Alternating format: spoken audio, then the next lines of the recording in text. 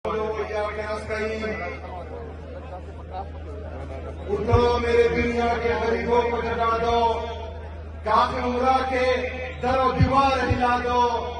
जिसके से दहका को मुयसर न हो रोजी, उसके के हर होश है कंदम को चला दो।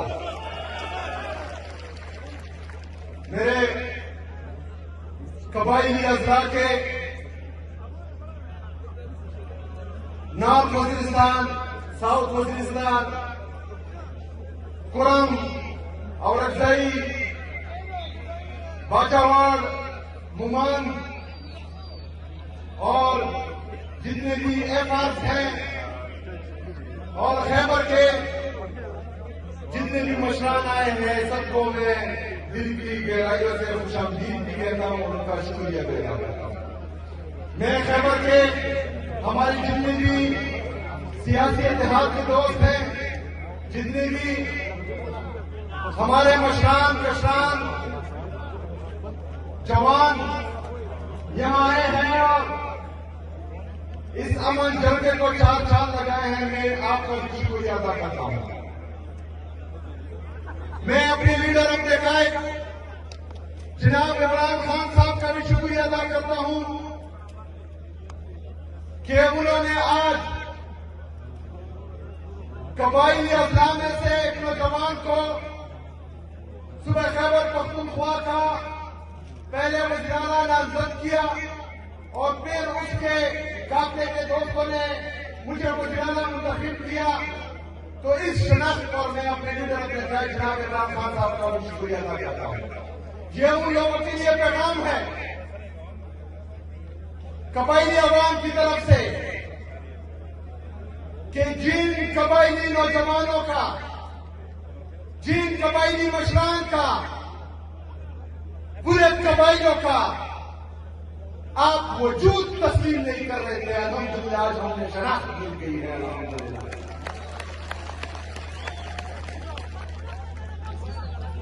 मेरे अजीज साथियों, आज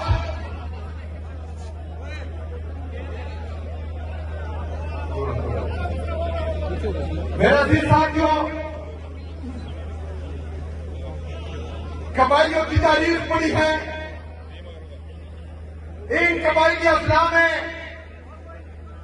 फिरंगी आए, फिरंगियों की कॉपी यहां इस सरजमीन पर पड़ी है, लेकिन हम पर हुकूमत नहीं कर पाए। इस सरजमीन पर मुगल आए लेकिन नाकाम हुए, उनको वापस भेजा। इस सरजमीन पर रशिया अमेरिका ने नाकाम कोशिश की, लेकिन वो भी कामयाब नहीं हुई। मेरे अजीज साथियों, मेरे पाकिस्तानियों, पाकिस्तान में या पाकिस्तान को तस्लीम करने का फैसला वो हमारा अपना था। तमाम कबायली अवाम ये उनकी चॉइस थी कि वो पाकिस्तान को तस्लीम करे। आज अल्हम्दुलिल्लाह हम पाकिस्तानी हैं और हमें किसी सर्टिफिकेट की जरूरत नहीं है। हम पाकिस्तानी थे, पाकिस्तानी है और इंशाल्लाह पाकिस्तानी रहेंगे। मेरे अजीज साथियों, मैं उन लोगों को यह पैगाम भी देता हूं कि जिस दिन मेरा नाम अनाउंस हुआ, तीनों ने कहा मुझसे, मेरे खिलाफ प्रेस कॉन्फ्रेंस शुरू की कि इस अफरीदी को हम नहीं मानते। अफरीदियों की तारीख पड़ी है।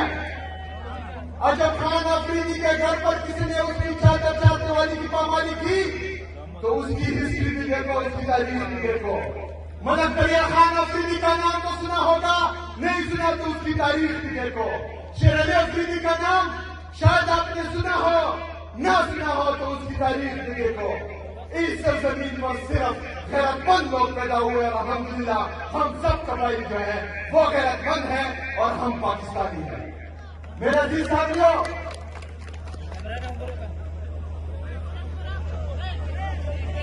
1947 से लेकर 9/11 तक पाकिस्तान की जितनी सरहदात हैं जो कबायली अज़ला से टच होती हैं, उन सरहदात की हिफाजत हम कबायलियों ने बगैर तनख्वाह की है।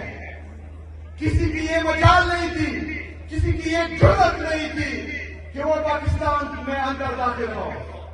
लेकिन 9/11 के बाद कुछ फैसला साहब बंद कमरों में बैठे और उन्होंने ये फैसला किया कि हम पराई जंग में जो है वो कूद पड़ते हैं। उस पराई जंग में कूदने का फैसला हमारी इजाजत के बगैर हुआ था, हमसे पूछे बगैर हुआ था। लेकिन कहा गया कि पाकिस्तान के लिए कुर्बानी की जरूरत है, पाकिस्तान के लिए कुर्बानी की जरूरत है। कुर्बानी का बकरा हम गवाहियों को बनाया गया और पाकिस्तान पर जो है बड़ी जमीन सड़क की गई। हमने वो कुर्बानी दी, पाकिस्तान के लिए कुर्बान होने के लिए हमने लपेट कहा, हमने अपने घर बाहर छोड़े, यहाँ पर ड्रोन अटैक शुरू हुए, यहाँ पर मिलिट्री ऑपरेशन शुरू हुए, हमारे घर उजड़े, हमारे बाजार उजड़े, हमारे हुजरे उजड़े, हमारे मस्जिदें शहीद हुई, हमारी औरतें जिनके भाई ने भी उनके सर का बाल नहीं देखा था वो नंगे पांव इन सड़कों पर जो है घूम रही थी पाकिस्तान के लिए, पाकिस्तान में अमन के लिए, पाकिस्तान में कुर्बानी के लिए। लेकिन क्या हुआ? ऑपरेशन पे ऑपरेशन, ऑपरेशन पे ऑपरेशन, ड्रोन पे ड्रोन, ड्रोन पे ड्रोन, जेट के आलू की बमबारी मुसलसल की गई। लेकिन हमने कहा कि हमने पाकिस्तान के लिए कुर्बान होना है, हमने वो कुर्बानी दी। हमसे रियासत पाकिस्तान ने कुछ वादे किए जब हम आईडीपीज बने, तो मैं आप लोगों से पूछता हूं, क्या वो वादे पूरे हुए? क्या वो वादे पूरे हुए? 2018 में डीजीआईएस किया और हमारी सिक्योरिटी फोर्सेस ने कहा कि कबायली असलाह किया है, खास करके सहमत किया है। लेकिन उसके बाद 2022 में एक दफा फिर फैसला किया गया कि यहां पर चाहे जो मुज़ाकरात होते हैं इनको लाया गया। आप लोगों ने इनकार किया था, यहां हमारे मशरान बैठे हुए, आप लोगों ने कहा था कि ये हमें कबूल नहीं, कहा था हाथ उठाए, कहा था आप लोगों ने कि हमें कबूल नहीं। लेकिन इनको नेशनल पॉलिसी के तहत दोबारा यहां पर आबाद किया। हमने अमन वसूल किए, हमने रियासत को बोला कि हम मजीद कुर्बानी नहीं दे सकते, हमें मजीद कुर्बानी का बकरा ना बनाया जाए, हमारे सर के सौदा करके आप मजीद डॉलर ना कमाए। लेकिन रियासत नहीं मानी, कह रहे थे ये झूठ बोल रहे हैं, कुछ नहीं। लेकिन आज एक दफा फिर मिलिट्री ऑपरेशन की तैयारी की जा रही है, एक दफा फिर जेट से बमबारी की जा रही है, यहाँ मासूम लोगों को शहीद किया जा रहा है। मेरे जिला में 21 लोग बेगुनाह लोग शहीद किए जा रहे हैं। हम एहतजाज करते हैं, सिक्योरिटी फोर्सेस हम पर सीधी फायरिंग करते हैं। तो हम एक दफा फिर कुर्बानी के लिए, हम एक दफा फिर क्यों कुर्बान हो? इससे पहले जो हमने कुर्बानियां दी हैं उसका क्या बना, उसका हिसाब कौन देगा? इन जालिमों से, इन जाबिरों से सवाल कौन करेगा? इंशाल्लाह इस दफा मेरी आवाज करेगी और मैं करूंगा इंशाल्लाह।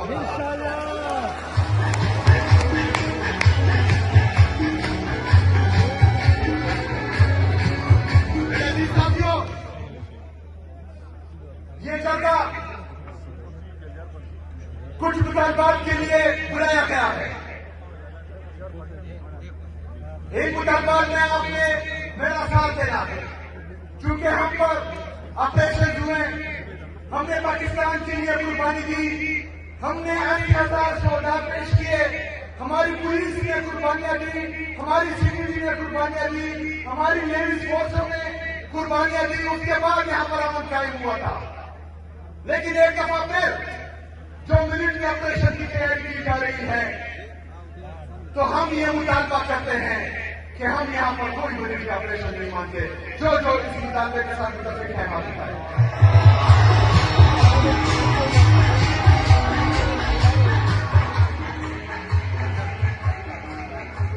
हम अमन में रियासत पाकिस्तान का साथ देंगे, हम अमन में अपने सिक्योरिटी फोर्सेस के शाना बशाना रहेंगे।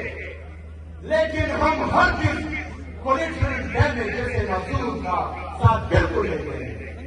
मेरे किसी मासूम शहरी का, मेरे किसी मासूम शहरी की इस दफा जान नहीं जाएगी। अगर जाएगी तो इंशाअल्लाह ताला उसका हिसाब किताब भी होगा और जिंदगी चोट भी होगा इंशाअल्लाह।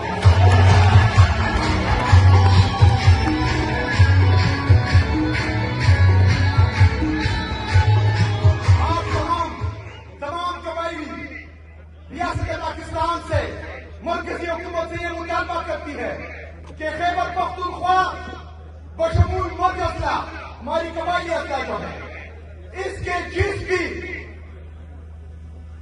इनके मुस्तकबिल का जो भी फैसला होगा उसमें सूबाई हुकूमत, यहाँ के मशरान, यहाँ के मुइदीन, यहाँ के पार्लियामेंटेरियन शामिल होंगे जो इसके साथ मुताबिक है हाथ उठाए। हमें मंजूर के फैसले नामंजूर है, हाथ उठाए नामंजूर है।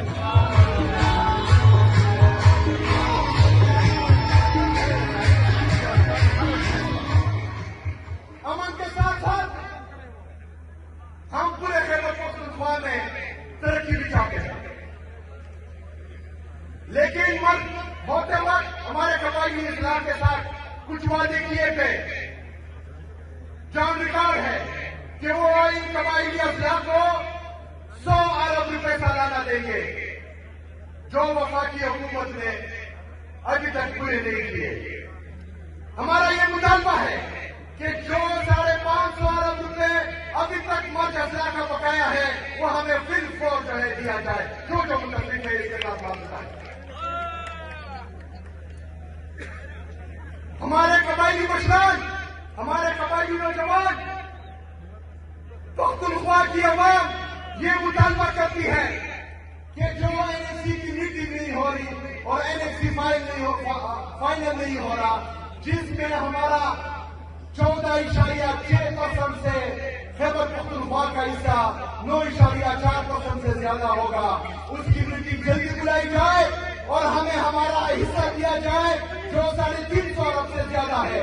जो इस मुतालबे के साथ मुतफिक है वो हाथ उठाए।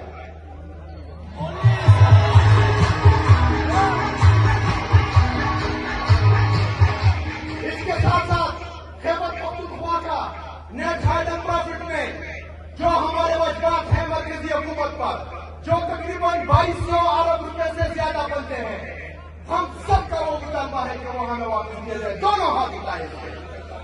हमारा मुतालबा है कि हमारे हकूक हमें दिए जाए।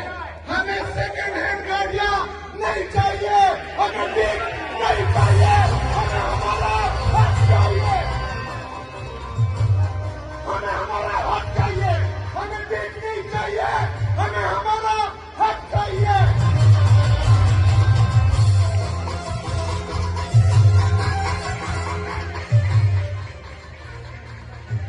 हमें हमारा हक चाहिए।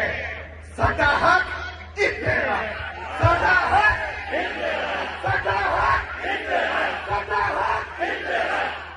मेरे पाकिस्तानियों, खासकर मेरे पख्तूनों, खैबर पख्तूनख्वा की आवाम, मैं आपसे वादा करता हूं कि इंशाअल्लाह ताला जब तक मैं इस कुर्सी पे हूं, जब तक मुझ में सांस है, तो इंशाअल्लाह ताला आपकी हुकूक के लिए लड़ता रहूंगा। मैं ये भी वादा करता हूं कि इलेक्शन से पहले अपनी सियासी तारीख में जो वफा मैंने अपने लीडर अपने भाई जनाब इमरान खान साहब से निभाई है, मरते दम तक वो वफा निभाता रहूंगा इंशाअल्लाह। दुनिया की कोई ताकत, दुनिया के कोई दौलत ना मुझे खरीद सकती है, ना मुझे दबा सकती है, ना मुझे झुका सकती है।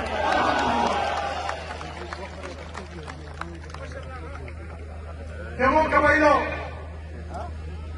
emo kamar giri kita khabare paktu kyun kam, insyaallah taala Nizamabad, Khaibar Nabad